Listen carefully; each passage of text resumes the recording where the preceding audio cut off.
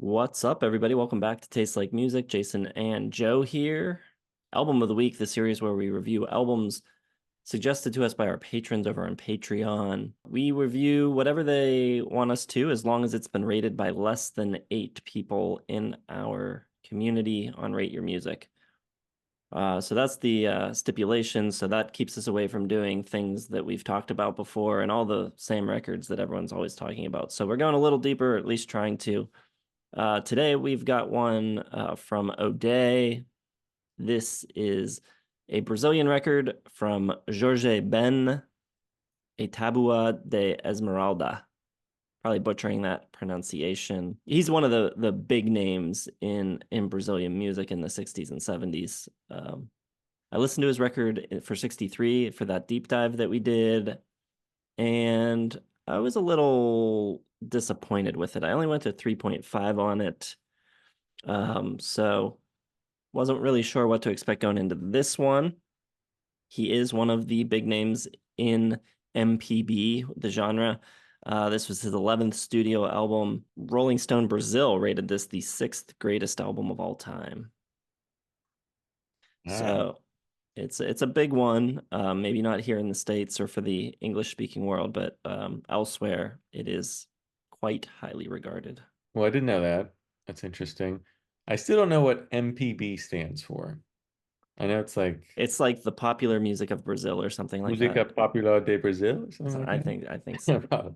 I gave Jorge, is it Jorge or Jorge? I have no idea. I believe it's Jorge. Jorge Yeah. Ben's Samba Esquema Novo from 63, 4 stars, a light 4 star. It was my 17th favorite album of 1963, which doesn't mean much, but I really dug the song Rosa Menina Rosa. I remember that was in my top 10 or so for the year.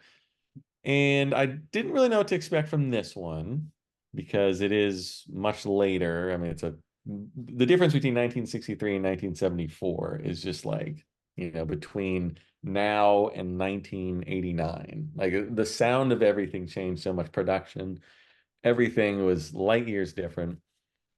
And I'm happy to say that I like this album a lot.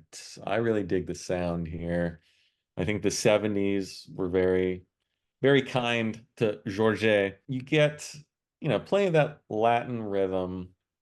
And he has an interesting heritage. He's African, Afro-Brazilian. So he's bringing in a little of the Brazilian sound, a little of that African sound. And he does a lot of stuff here that I wasn't expecting, just because of my unfamiliarity with, you know, Brazilian music with him. But it's really cool. The lyrics, I was looking up some of the lyrics, and uh, Tabua de Esmeralda is all about like alchemy and stuff. So it's this interesting mix of subjects. So I do recommend looking up the lyrics in English because some of them are pretty cool. And Portuguese is an interesting language because it's, similar to Spanish, which I have like a child's familiarity of. But it's a little more exotic sounding, which is cool. And Jorge has like a little bit of like I don't know, phlegmy kind of voice. Like the lyrics get stuck in his throat a little bit, which is cool. Again, exotic sounding to me anyway. And love the guitar work on this. The acoustic is real big and like bold sounding throughout. Some hints of electric guitar on the second track. O Homem de Gravata, Florida, has a really like free flowing, slightly exotic electric going on in the background. The acoustic very ragged and just powerful. And the lyrics are very interesting. It's a song about a guy with a beautiful floral tie, which I thought was very hilarious when I looked up the lyrics. There's some really nice string arrangements here, almost like ELO sounding, very like majestic. Um, the track Ere Humanum Est has that like big classical sounding on top of this, Latin rhythm and the big acoustic. Ben's doing some nice wailing here. The drums and bass are really powerful. A little funky, a little jazzy at times. The lyrics on this track are really cool. The refrain is neither gods nor astronauts were the gods astronauts. It's all about like searching and contemplation on the origins of life, which, it's tough with these non-English records because a lot of times I don't go and just look up the lyrics and translate them.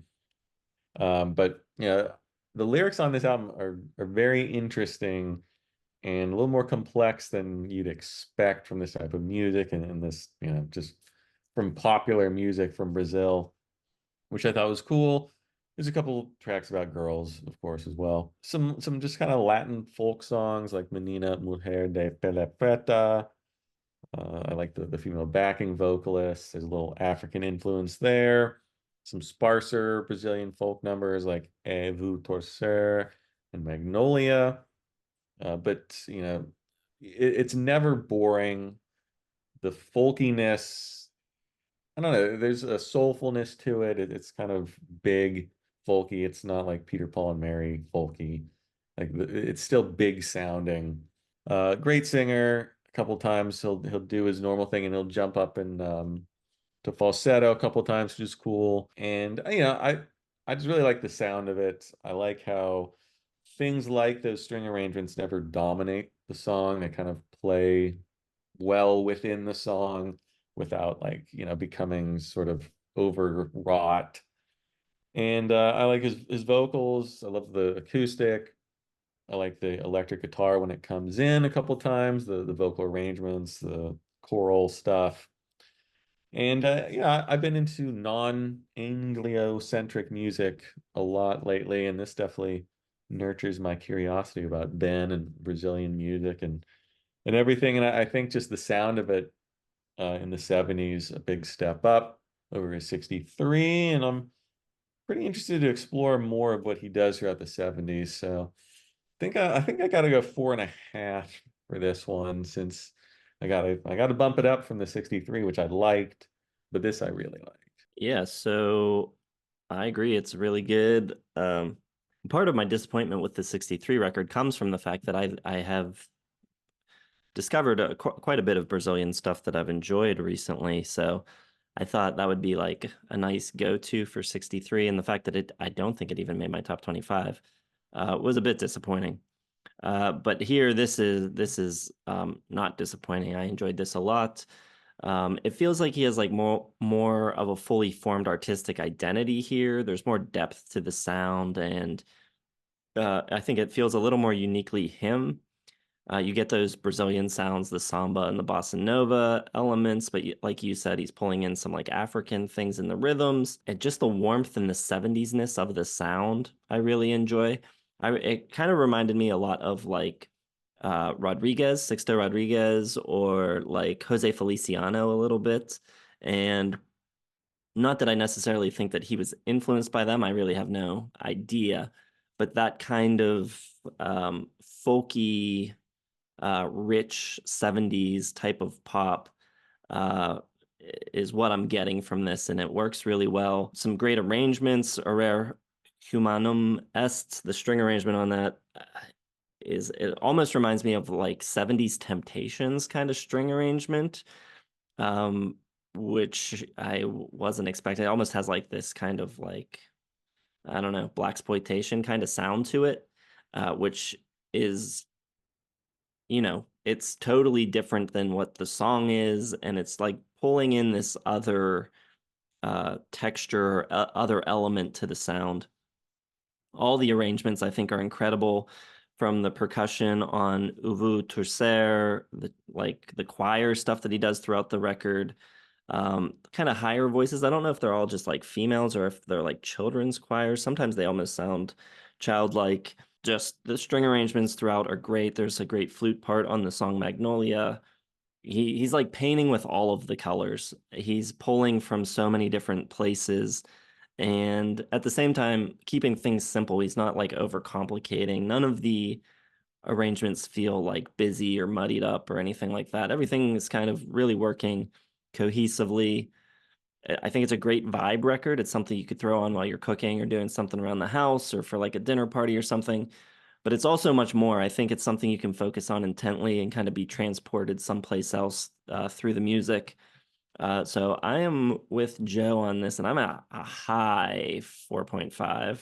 I'm pretty close to 5. This is pretty much a lock for my top 25 in 1974. That deep dive will be coming up in a few months. But yeah, I thought it was great. I really enjoyed it. I think, a record like this, I feel like, is what this series was created for. A true classic that is also kind of hidden from our core audience. So nicely done, O'Day. This is probably I think the first time I've gone to 4.5. Oh no, I went to 4.5 for Sam Cooke, but yeah, this would be my favorite of the season so far. Yeah, really interesting. Great to get out of the comfort zones. Probably gonna make my top 25 for 74 as well. And yeah, it just makes me, you know, it reignites my love for music because sometimes it's just like, okay, I've heard everything that there is to hear, like these deep dives. Sometimes they just don't uncover new things. And this isn't, technically for the deep dive, but the fact that, 1974 doing a deep dive and here's a very strong 4.5-star album just sitting there under our noses. We're just looking, in the wrong place. I probably wouldn't have gotten to this in 74. I wouldn't have thought about it. I would have seen it and be like, well, I didn't love his 63. What chance does he have amongst the Queens and the Steely Dans of 1974? But that is a short-sighted opinion. So All right, well, let us know if you heard this record, what you think of it. Drop your thoughts in the comments, hit the like button, subscribe to the channel, hit the bell for notifications. Thanks for watching, and we will see you in the next one.